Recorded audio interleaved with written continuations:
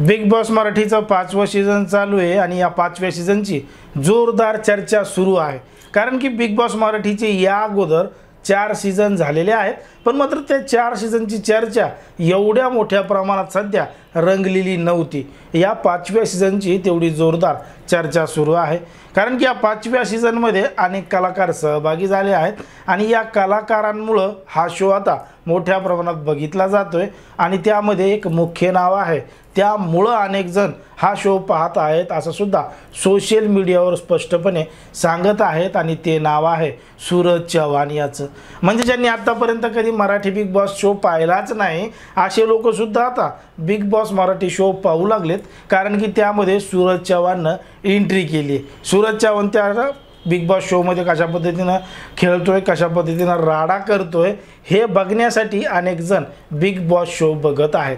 पण मात्र हा जो बिग बॉस शो आहे तो स्क्रिप्टेड आहे आणि यामध्ये अगोदरच सगळं काही ठरलेलं आहे अशा सुद्धा कमेंट मोठ्या प्रमाणात येताना दिसतात। याला महत्त्वाचं कारण सुद्धा त्याच पद्धतीचं आहे, कारण की ज्या पद्धतीनं या 5व्या सीझनमध्ये घडतंय त्यावरून कुठंतरी असं वाटतंय आणि म्हणूनच काही जण कमेंट करतायत की बिग बॉस शो हा स्क्रिप्टेड असू शकतो किंवा स्क्रिप्टेड सुद्धा आहे। याला महत्त्वाचं कारण म्हणजे ज्या पद्धतीनं बिग बॉस मराठीच्या 5व्या सीझनमध्ये 16 कलाकारांनी सहभाग घेतला होता, त्यापैकी 3 कलाकार आता बाहेर गेलेले आहेत, उर्वरित 13 कलाकार या बिग बॉसच्या शोमध्ये खेळत आहेत। आणि ज्या पद्धतीनं या 13 कलाकारांमध्ये घडले म्हणजे जान्हवी किल्लेकरनं पंढरीनाथ कांबळेसोबत ज्या पद्धतीनं ती वागली आहे, त्याच्या करिअरवर, त्याच्या अभिनय क्षेत्रावर तिनं टीका केली आहे आणि अगोदर टीका केल्यानंतर पुन्हा त्याच्यावर रडून रडून माफी मागितली आहे। मग कुठंतरी बिग बॉसनं जान्हवीला माफी मागावं लावली आहे का असे देखील प्रश्न या ठिकाणी निर्माण होऊ लागलात। मग आता पंढरीनाथ कांबळेवरच पहिली वेळेस जान्हवीनं टीका केली होती का?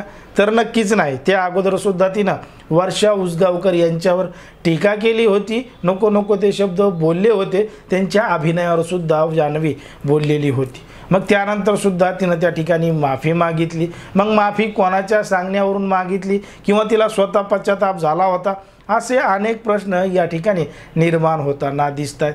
पण आज जर आपण दुसरे काही कारण पाहिले तर त्यामध्ये सुद्धा काही गोष्टी आपल्या लक्षात येतात।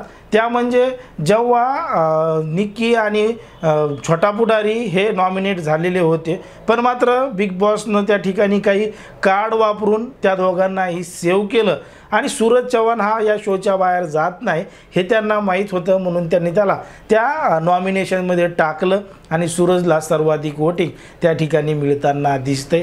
सूरज नॉमिनेट होऊ शकत नाही, कारण की जनता त्याच्या पाठीमागं मोठ्या प्रमाणात आहे, म्हणून तो नॉमिनेशनच्या यादीमध्ये जाताना दिसतोय। आज पुन्हा एकदा नॉमिनेशनचा टास्क पार पडणार आहे आणि यामध्ये सुद्धा आता या 13 कलाकारांपैकी कोण नॉमिनेशन होणार आहे आणि कोण नॉमिनेट होणार आहे हे आपल्याला नक्कीच समजणार आहे।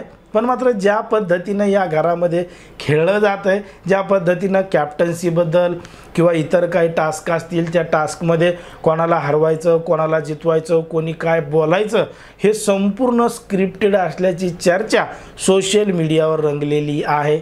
मग खरंच बिग बॉस मराठी हे स्क्रिप्टेड आहे का? ज्या पद्धतीनं लिहिलं आहे त्याच पद्धतीनं सगळं काही घडतंय का? तुम्हाला काय वाटतं हे अगदी स्पष्टपणे कमेंटमध्ये सांगा आणि अशाच पद्धतीचे नवनवीन व्हिडिओ पाहण्यासाठी आपल्या चॅनलला लगेच सबस्क्राईब करून घ्या।